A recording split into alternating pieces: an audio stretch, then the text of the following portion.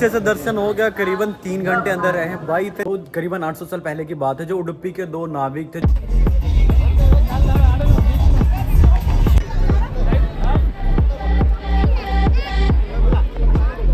A few moments later. मैं आशा करता हूँ आप लोग सब बढ़िया। आज मेरे सपनों का सफर का डे 97 और अभी कर्नाटका उडुपी में है भाई। और कल रात को हमने यही स्टे किया था।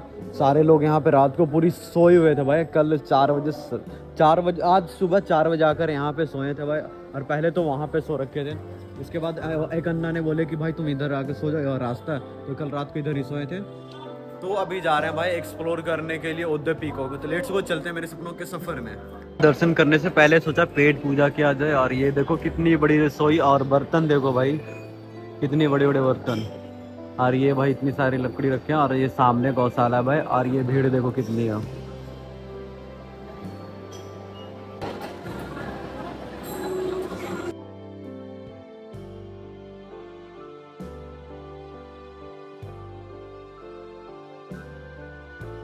यहाँ पे काफी ज्यादा भीड़ है और इतने सारे लोग, वो भी भाई सिस्टम फाड़ देंगे यहाँ पे आज का।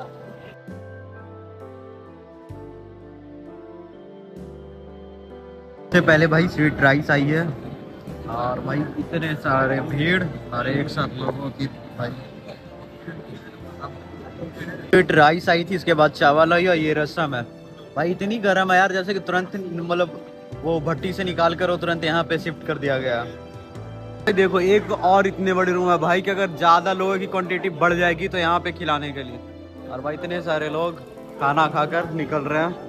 अगर आओ तो कंफ्यूज मत हो जाना। एक जो लाइन जा रही है भोजन के लिए जा रही है, एक दर्शन के लिए जा रही है। और भाई जो भोजन का टाइमिंग है,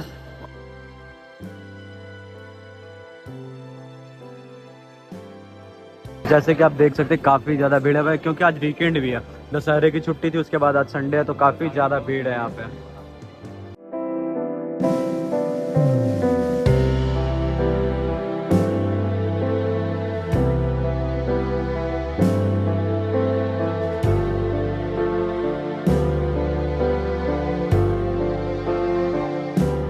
मैं ये देख के शौक हो गया था भाई कि ये करते क्या इस चीज़ को, लकड़ी को रखकर। एक्चुअली यहाँ भाई जब बारिश का मौसम होता है तो यहाँ पे लकड़ी को स्टॉक करके रखा, वही यूज में लाया जाता है भाई। इसके आउट साइड में देखो यहाँ पे लकड़ी चढ़ते हैं, उसे उतरने के लिए बना रखे हैं।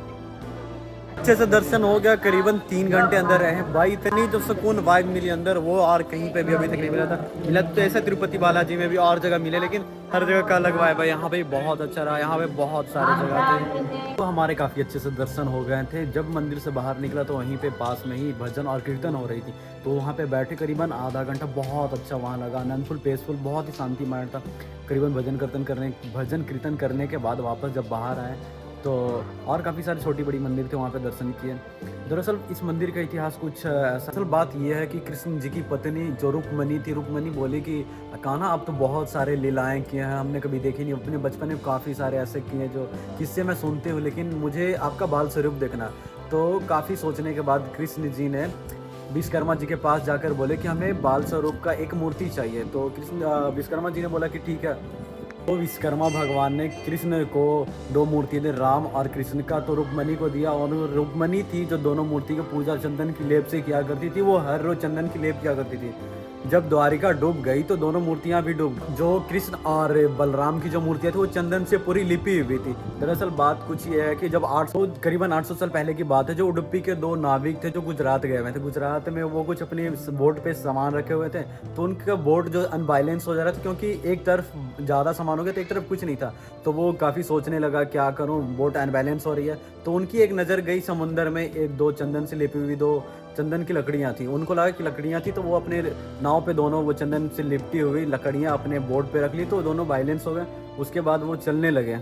जब गुजरात से उडुपी की तरफ आ रहे, जब उडुपी आए तो काफ़ी उनका जो चक्रवात में वो नाव उनकी फंस गई। काफ़ी टाइम वो नाव समुद्र में चक्रवात में बार बार घूमती रही। तो उनकी ध्यान वहाँ पे तट पे बैठ के माधवाचार्य पूजा कर रहे थे। तभी उनका ध्यान गया उस बोट पे कि वो चक्रवात में फंसी है। तो माधवाचार्य ने वायुदेव को से प्रार्थना किया कि वह इस चक्रवात को रोक दिया जाए। तो उस चक्रवात को रुके तो फिर वो जो नाविक था वो किनारे पे आए। तो वहाँ पे जो नाविक थे उन्होंने पूछा माधवाचार्य से कि महाराज आपको कुछ चाहिए, आपने मुझे ये जीवन एक नया जीवन दान दिया। तो बोले कि जी नहीं, मुझे कुछ नहीं चाहिए। तो बहुत रिक्वेस्ट की, जो नाविक ने बहुत रिक्वेस्ट किया माधवाचार्य से कि आप कुछ ले लो मेरे से। तो आप किधर से आ रहे हैं? तो बोले कि मैं गुजरात से। तो बोले कि गुजरात का फेमस चंदन है, तो चंदन हो तो आप मुझे दे दो। तो उनके पास 2 चंदन जो उठाए, तो बोले कि नाविक बोला कि मेरे कोई काम का तो ये चंदन है नहीं। तो वो दोनों चंदन माधव को दे दिया। तो वो जो उनके शिष्य थे तो उनको सारे शिष्य से वो जो चंदन की लकड़ी थे 2 लकड़ी वो किसी से भी नहीं उठ रही थी।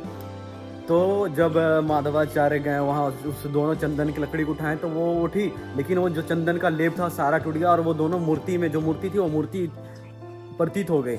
उसके बाद फिर बलराम भगवान, जब बलराम ने बोले कि आप मुझे यहीं भी दोनों मूर्तियों को लेकर उद्यपी की तरफ चल रहे थे मालवाचार्य ने। तो बलराम ने बोला कि नहीं, मुझे यहीं पे आप स्थापित कर दो, यहीं पे आप मुझे मंदिर बना दो।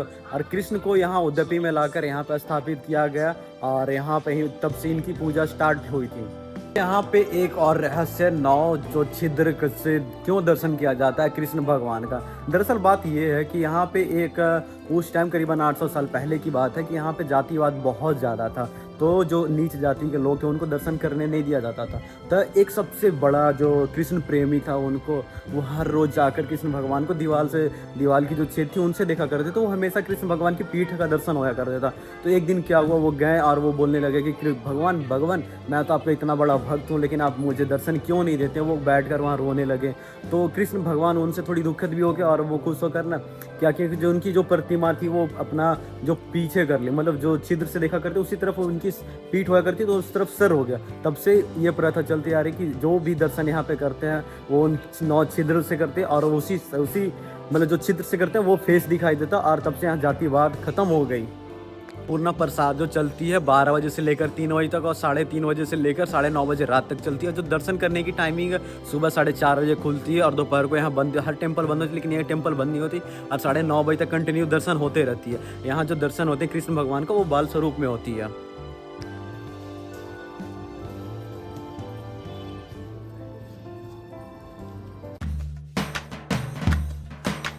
फाइनली दोस्त पहुंच चुके हैं मालपे बीच। काफी ज्यादा यहाँ पे रस है भाई। यहाँ पे इतनी भीड़ है भाई जितनी गोवा में भी बागा बीच पे नहीं था जितना यहाँ भीड़ है।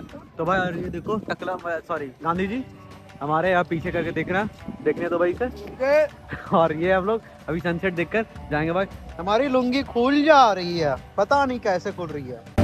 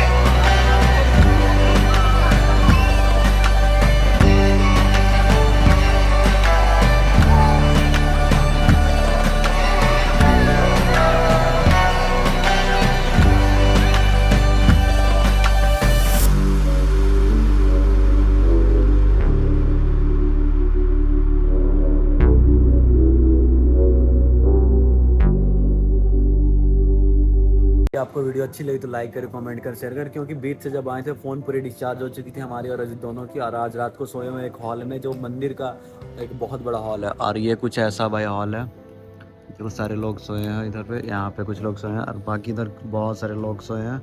और ये मंदिर का एक प्रांगण बहुत बड़ा बरामदा, बाकी ये इधर लोग सोए हैं।